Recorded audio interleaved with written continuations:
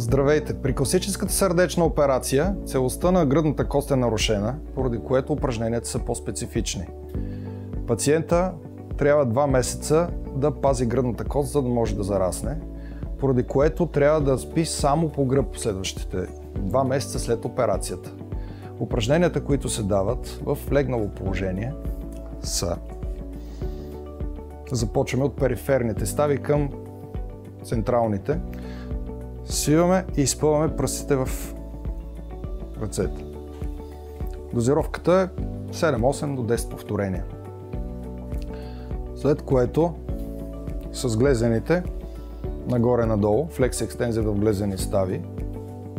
После свиваме в колянна става. Свиваме крака и изпъваме. След което другия крак и ги редуваме един по един. Дозировката 10 повторения. След което сядаме. Ставането и лягането става с въже. Точно така, като пациента издърпва еднократно към гърдите. Въртим краката. Така, не трябва да се облягаме на ръце.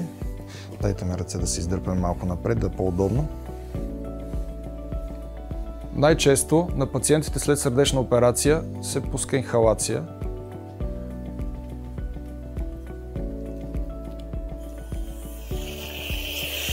За да можем да евакуираме задържания секрет след интубацията. Сега продължаваме с упражненията. Отново стискаме, изпъваме пръстите. Свиваме, изпъваме. Свиваме, изпъваме. 10 повторения. След което пак с ходилата повдигаме пръсти нагоре. Повдигаме пети. Пръсти, пети.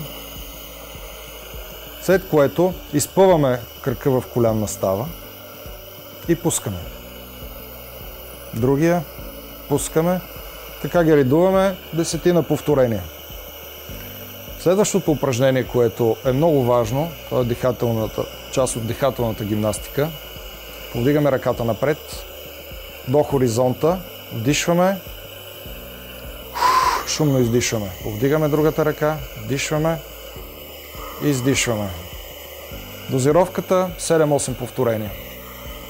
Последното упражнение, което използваме, е повдигаме раменете към ушите, вдишваме дълбоко, така наречено ключично дишане, броим до 5 и шумно издишваме.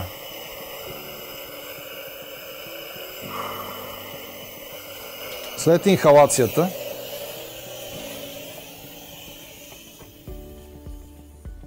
използваме този уред, така наречената гайда. Пациента надува балона, поемаш дълбоко въздух, издухваш силно в ръкавицата. Това се използва при ателектаза, белия дроб. След което, за да евакуираме задържания секрет,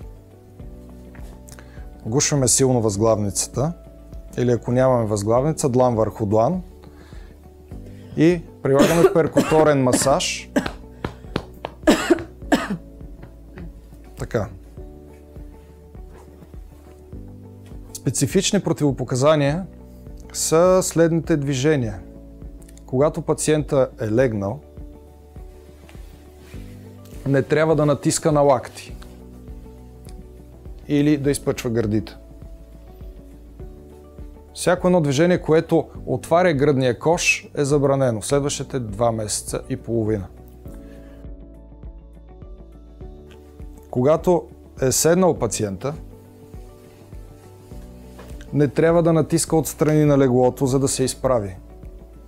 Ръцете не трябва да се държат отзад. Не трябва да се усукваме. Не трябва да се облягаш на лакът. Да, не трябва да стоят нагоре и назад.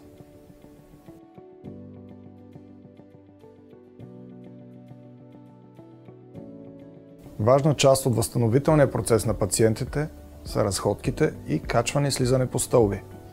Надяваме се да сме ви били полезни. Ако имате допълнителни въпроси или нужда от съдействие, не се колебайте да се свържете с нас.